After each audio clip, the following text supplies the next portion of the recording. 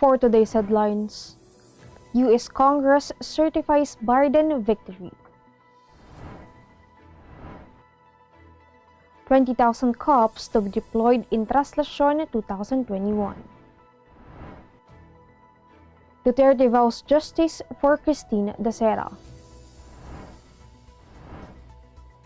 Nearly half of Filipinos reject COVID vaccine. Former ABB leader says CPP can sustain Sparrow. Velasco wants Duterte granted with power to suspend SSS Philhealth premium hikes. Duterte won't extend term even with Tata. Cloudy and rainy in Bicol, Visayas, and Mimaropa. Good morning, I am Sunday Locos and you're watching Tribune News on Q. Today is Friday, January 8, and now the news. The U.S. Congress has formally certified Joe Biden as the next president, dealing a hammer blow to Donald Trump, whose supporters stormed the Capitol, triggering unprecedented scenes of mayhem in the seat of American democracy.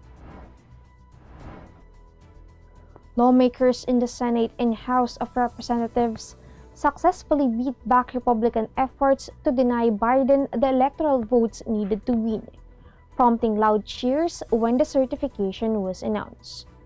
The affirmation of Biden's 306 to 232 victory over Trump in November essentially closes the door on the unparalleled and deeply controversial effort by Trump and his loyalists to overturn the results of the 2020 election. Trump, meanwhile, has immediately released a statement pledging an orderly transition, but suggesting he would remain in frontline politics, amid speculations that he may have run again in 2024. Despite the cancellation of the annual Traslacion or the procession of the Black Nazarene due to coronavirus pandemic, the Philippine National Police will deploy more than 20,000 cops in preparation for the feast. This year's deployment is bigger than the over 13,600 lawmen sent to secure the feast in 2020, and despite the cancellation of events that draw millions of devotees. But since there are still masses to be held to commemorate the Day of the Black Nazarene, it is expected that people will still attend the services. The more the police are needed to ensure that safety and health protocols are being followed.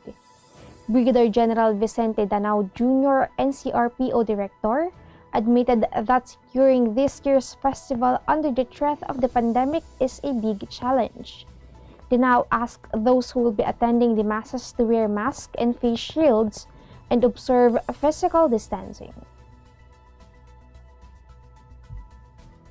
In other news, President Rodrigo Duterte assured that justice will be served to Christine Dacera, the 23-year-old flight attendant who was found lifeless inside a hotel on New Year's Day. In a televised briefing, presidential spokesperson Harry Roque said that Duterte administration will ensure perpetrators will be punished under the law. Contrary to the claims of the Makati City Police that Dacera was a victim of rape slay, the Makati City Prosecutor's Office ordered the release of the suspects as it found no probable cause to indict them. Meanwhile, a friend of the flight attendant who was with her on the day she was found unconscious issued statements that may further weaken the claim that Dacera's death was a rape slay case. Valentin Rosales said on his Facebook page on January 6 that he and his friends know how wild the flight attendant can be every time she gets drunk. Rosales was among the 12 persons, all of them claimed they are gay, whom police identified as suspects in Dacera's death. Tribune News and will be back after these reminders.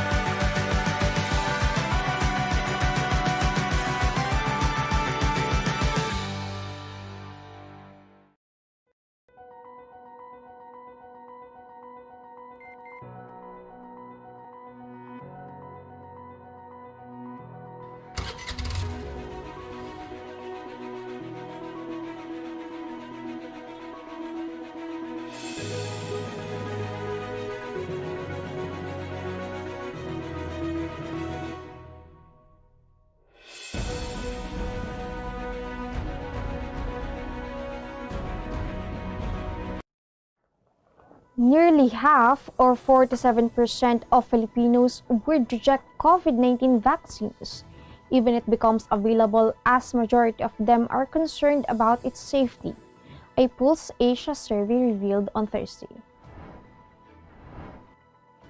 The poll, conducted from November 23 to December 2 last year, showed that 47% of 2,400 adult respondents said they would skip the inoculation. Meanwhile, 32% said they would get vaccinated, and 21% were undecided. Concern about the safety of the vaccines is the primary reason cited by those who rejected the vaccines, according to the poll. Despite the massive decline in membership of the Communist Party of the Philippines and its armed unit New People's Army, government security forces were told not to be complacent, as the Reds still have the capability to reclaim influence and reorganize its forces. This was the warning issued by former NPA leader and now Abang Lingkod Party List Representative Joseph Stephen Paduano in relation to the Maoist organization's recent threat of deploying liquidation teams known as Sparrow units to urbanize cities in the country to counter the government's anti-insurgency operations. Paduano admitted that over the weekend, the CPP-NPA can still carry out attacks against perceived enemies aligned with the government, such as high-ranking officials of the military, police, and cabinet.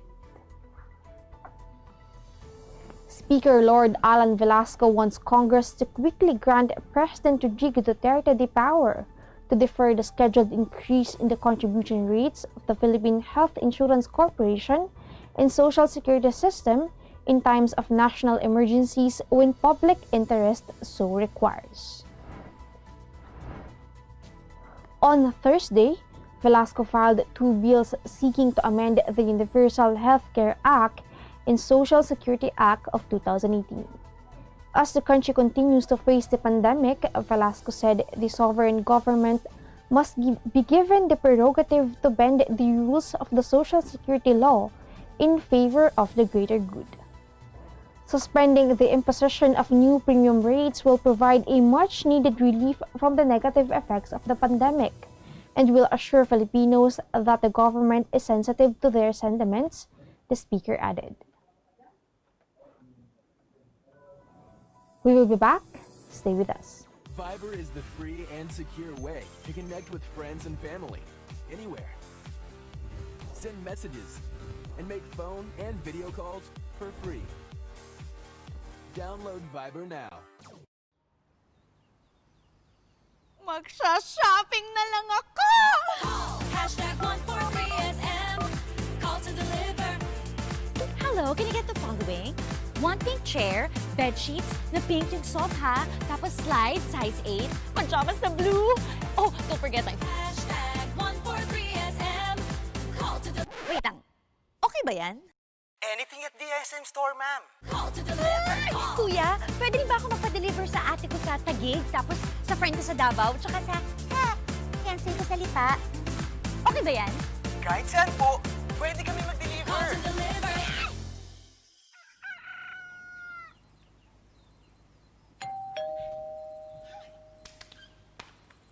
Call. #143SM. Call to deliver. #143SM. Call to deliver. Call. #143SM. #143SM. Call to deliver. Call na rin kayo. Call to deliver. President Rodrigo Duterte is not seeking to amend the 1987 Constitution to extend his term of office, but respects efforts to restart talks on charter change. This follows the revelation that Duterte met with Congress leaders last year to discuss charter change, where he reportedly proposed amendments to some economic provisions and the party list system. But presidential spokesperson Harry Roque said the president is focused on the government's pandemic response, particularly its large-scale vaccination program, and Chacha is not his top priority. In Congress, Duterte's allies have initiated their own efforts to revive discussions on amending the 35-year-old charter. Senators Francis Tolentino and Bato de la Rosa filed a Senate resolution convening Congress as a constituent assembly to introduce limited amendments to the 1987 Constitution. In the lower chamber, Velasco instructed the House Constitutional Amendments panel to restart talks on charter change as early as next week. Visayas and Mindanao are expected to be cloudy with scattered rain showers and thunderstorms due to a low-pressure area 240 kilometers east of Davao City embedded along the Intertropical Convergence Zone or ITCZ. The ITCZ is also expected to bring partly cloudy to cloudy skies with isolated rain showers or thunderstorms in Mindanao. Meanwhile, the northeast monsoon is expected to affect Luzon. Cloudy skies with light rains are expected in Cagayan Valley and the Cordillera Administrative Region. Partly cloudy to cloudy skies with isolated light rains are expected in Metro Manila and the rest of Luzon. And that wraps up the stories this morning. Catch the latest news on our website sherburne.net.ph and follow us on Facebook, Twitter, and Instagram. Subscribe to our YouTube channel, Sherburne. The Daily Tribune is one with the nation in facing the COVID-19 crisis, and in line with this, the Daily Tribune digital edition and press reader is now available for free online. You can also download the Daily Tribune app on Apple Store or Google Play to get the latest and most comprehensive news online. Daily Tribune is also inviting everyone to join its community Viber Kachibu to get updates on the freshest and hottest news and entertainment stories of the day. Taysito emoticons are also available on our community Viber. Just visit the sticker store and search for Kachibu Community. And before we go, we would like to thank the SM Store and Araneta Center. Again, this is Sandy Locos, and you're watching Tribune News on Q. Stay safe, stay healthy, and stay at home. Good morning and have a nice day. I am Elmer Navarro Manuel. Coronavirus case. I am Sandy Locos. Duterte, dadalo. Ray Sanchez. Good morning, I am Vernon Velasco. Only government authorized to Magandang hapon. Ako si Pauline Soko. Ospital naghahanda para sa COVID. Ako si Luis Lisan at ito ang Tribune News. Si Ramsey may mensahe kay Andrew. Si Jomel Garner. At ito, Pagsali sa face-to-face Duterte to fund COVID cases, tumalo sa 7. Missed the chance to acquire 10. Luis Lisan. si Jomel Garner. Ako si Ray Sanchez. Vernon Velasco. Ako si Pauline Soko. Sandy Locos. I am Elmer Navarro Manuel, and this is Tribune News on Q.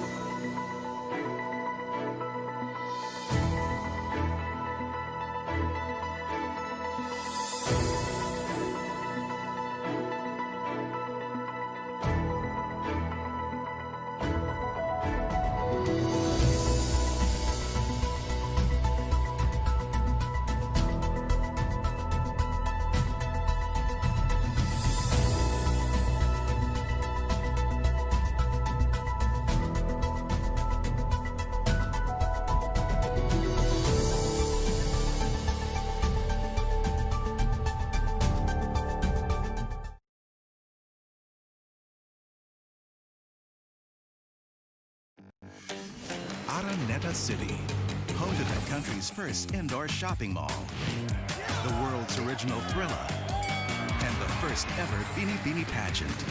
Now a place for your first win, your first catch, your first home, your first big break, your first date, and even your first love. Araneta City, the city of firsts. Manong Joe po, At Ate Maita, may good news uli ang Meralco. Muling bumaba ang overall electricity rates. 4 centavos per kilowatt hour ang decrease natin ngayong buwan. Isa ito sa pinakamababang rate natin ngayong taon. Dahil to sa pagsisikap ng Meralco na mapababa ang singil sa kuryente.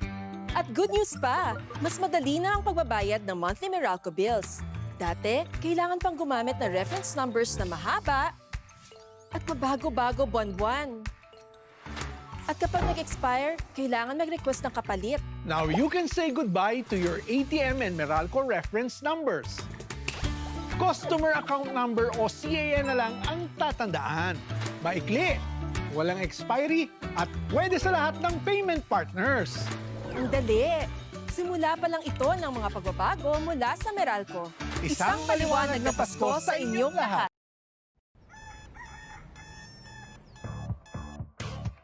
Click, click, that's it. Never thought self-service can be this slick. Modify plans in a snap, walang hirap. It's a wrap, just tap the app. Now you can check, view, subscribe, renew.